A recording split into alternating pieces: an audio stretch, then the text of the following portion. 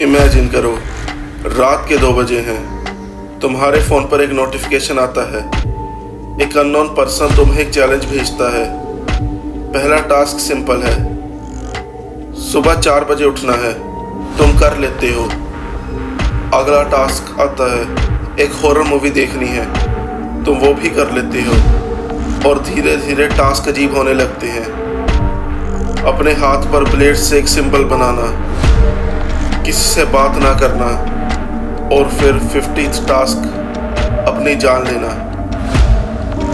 ये कहानी है ब्लू व्हेल चैलेंज की, एक ऐसा इंटरनेट चैलेंज जिसने पूरी दुनिया को डरा दिया था। लेकिन क्या यह चैलेंज वाकई लोगों की जान ले रहा था, या फिर इंटरनेट हिस्ट्री का सबसे बड़ा पैनिक था?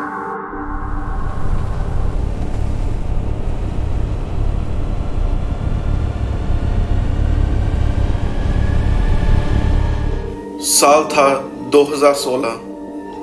इंटरनेट पर एक नाम अचानक वायरल होने लगा, ब्लू व्हेल चैलेंज। रिपोर्ट्स के मुताबिक इसका ओरिजिन रशिया से हुआ। कहा गया कि सोशल मीडिया ग्रुप्स में टीनेजर्स को इनवाइट किया जाता था। चैलेंज का कॉन्सेप्ट सिंपल था, 50 दिन तक 50 टास्क कंप्लीट करने होते थे। हर टास्क के बाद पार्टिसिपेंट को एक प्रूफ भेजना होता था। शुरू के टास्क नॉर्मल लगने लगे, जैसे सुबह जल्दी उठना, हॉरर मूवीज देखना या अजीब म्यूजिक सुनना। लेकिन जैसे जैसे चैलेंज आगे बढ़ता था, टास्क डेंजरस होते थे। कुछ रिपोर्ट्स में कहा गया कि पार्टिसिपेंट्स को खुद हर्ट करने के लिए कहा जाता था। और सबसे डराने वाली बात, फाइनल टास्क सुसाइड होता था। इंटरनेट पर यह स्टोरी वाइल्ड फायर की तरह फैल गई। लोग शॉक में थे, पेरेंट्स डर गए, स्कूल्स ने वार्निंग इशू करनी शुरू कर दी, और मीडिया ने इसे डेथ गेम कहना शुरू कर दिया। जल्दी ही रशिया से निकलकर ब्लू व्हेल चैलेंज की रिपोर्ट्स दुनिया के अलग अलग कंट्रीज में आने लगी। India, United kingdom, US, Brazil और कई दूसरे देशों में। हर जगह लोग एक ही सवाल पूछ रहे थे, क्या कोई सीक्रेट ऑनलाइन गेम बच्चों को मैनिपुलेट कर रही है? न्यूज़ चैनल्स पर हर रोज़ रिपोर्ट्स आने लगी, सोशल मीडिया पर वार्निंग्स वायरल होने लगी, पेरेंट्स अपने बच्चों के फ़ोन चेक करने लगे, स्कूल स्टूडेंट्स को अवेयरनेस सेशन देने लगे।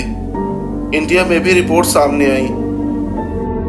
लेकिन इन्वेस्टिगेशन के दौरान एक बड़ी प्रॉब्लम सामने आई। बहुत से केसेस में डायरेक्ट एविडेंस नहीं थे। कई बार सिर्फ रूमर्स और एजम्पशंस पर कंक्लूजन निकाले गए। लेकिन पैनिक इतना ज़्यादा था कि लोगों ने चैलेंज को ऑलमोस्ट एक डिजिटल मॉन्स्टर की तरह देखना शुरू कर दिया। इंटरनेट पर लोग क्लेम कर रहे थे कि उन्हें अननोन मैसेजेस मिल रहे हैं। लोग कहते थे कि चैलेंज के एडमिन पार्टिसिपेंट्स को थ्रेट करते थे। लेकिन इन क्लेम्स को वेरीफाई करना मुश्किल था। अब आता है सबसे इम्पोर्टेंट क्वेश्चन, क्या ब्लू व्हेल चैलेंज वाकई एग्जिस्ट करता था, या फिर मीडिया ने इस स्टोरी को बढ़ा चढ़ाकर दिखाया? सच ये है कि एक्सपर्ट्स आज भी इस बात पर डिबेट करते हैं।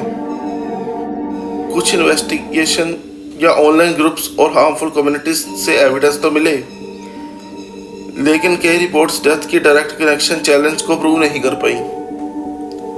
यानी ब्लू व्हेल चैलेंज के आसपास सच भी था और रूमर्स भी।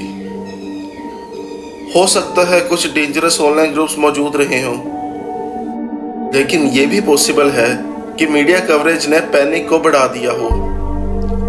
एक बार जब दुनिया ने बिलीव कर लिया कि एक डेथ गेम एग्जिस्ट करता है, तो हर सस्पिशन इंसिडेंट उसी चैलेंज से जोड़ा गया।